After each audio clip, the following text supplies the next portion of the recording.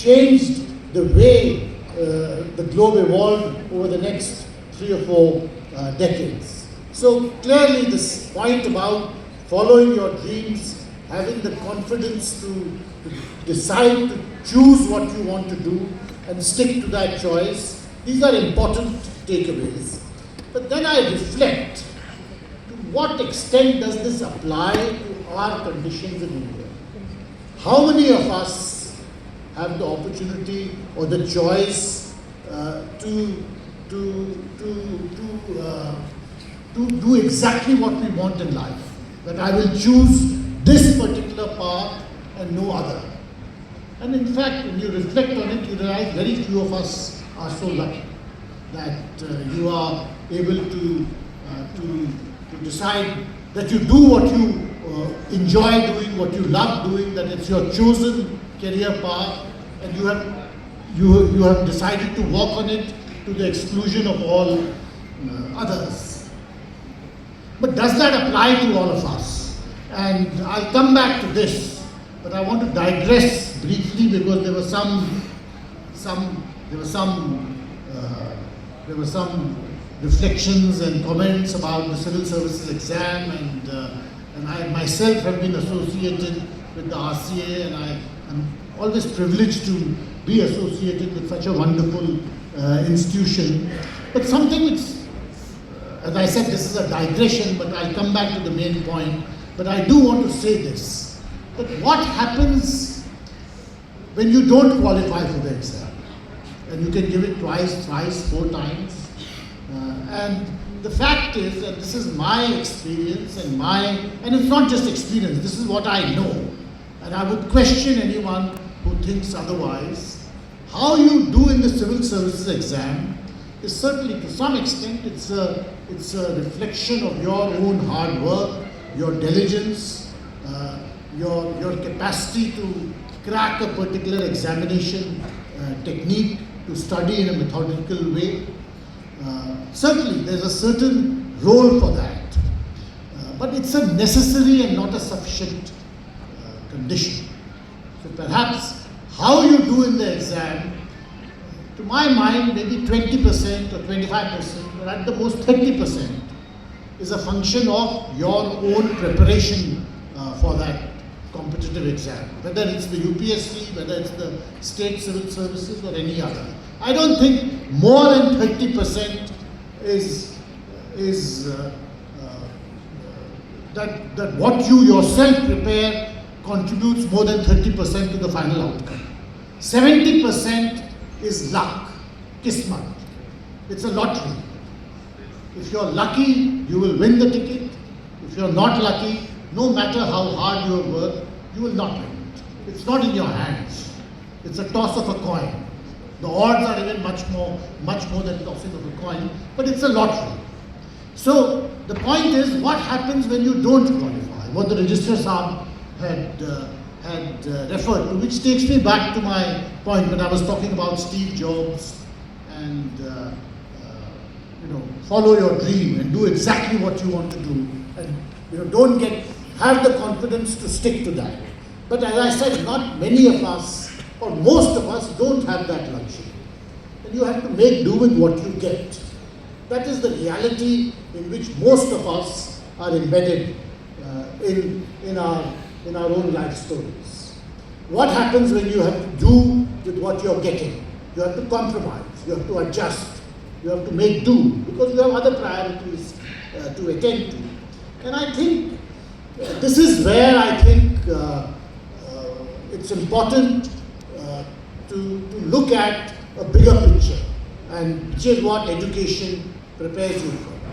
And the bigger picture tells you that your career, your job, your formal vocation, whether you're a civil servant or a doctor or an engineer, whatever you may be, that formal vocation, that formal career, your job, is actually only one part of your life.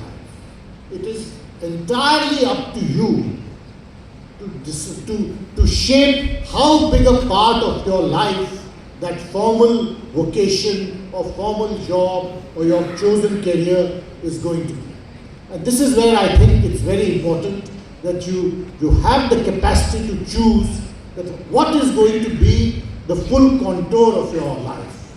And when you look at the full contour of your life, there are other things which are more important than your chosen, with the job you are doing or the career which you have somehow managed to carve out for yourself. And I think this is where your interests come. And I think what education really is meant for, it's not just to get you a job. I think the job you will get if you're lucky. As I said, 70% of it is luck. But what education really is for is to prepare you to have interests. And how you develop your interests, that is entirely in your hands. And that is a choice which you have to make consciously, that what are my interests and how can I develop them. It has nothing to do with your formal career.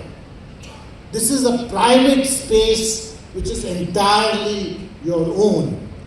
And how you develop it, how you consolidate it, how you strengthen it is entirely in your hands. There is no external force which can impact that.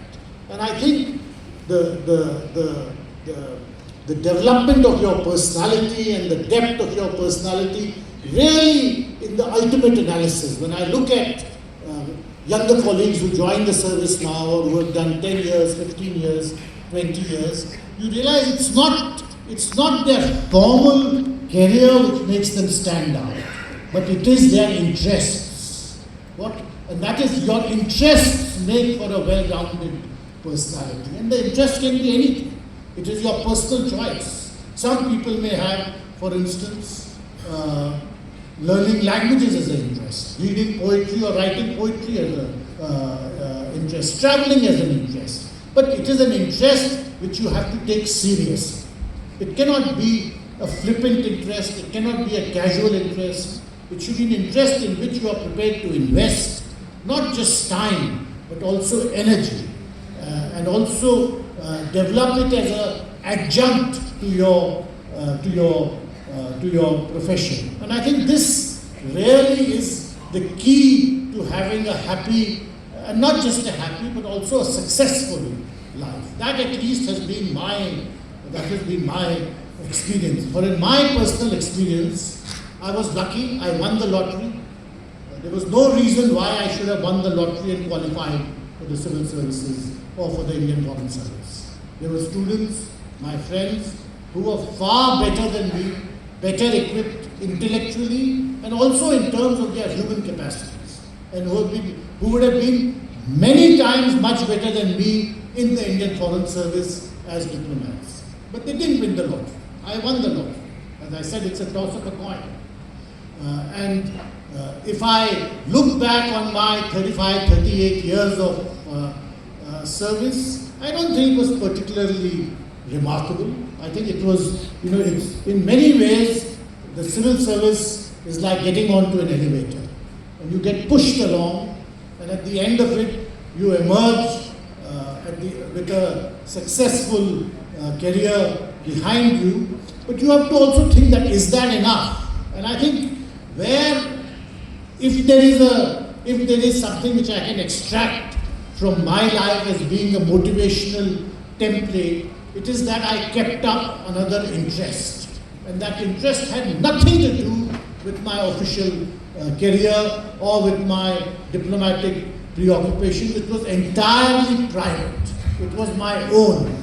It was where I excluded all other outside influences, and that interest was historical research.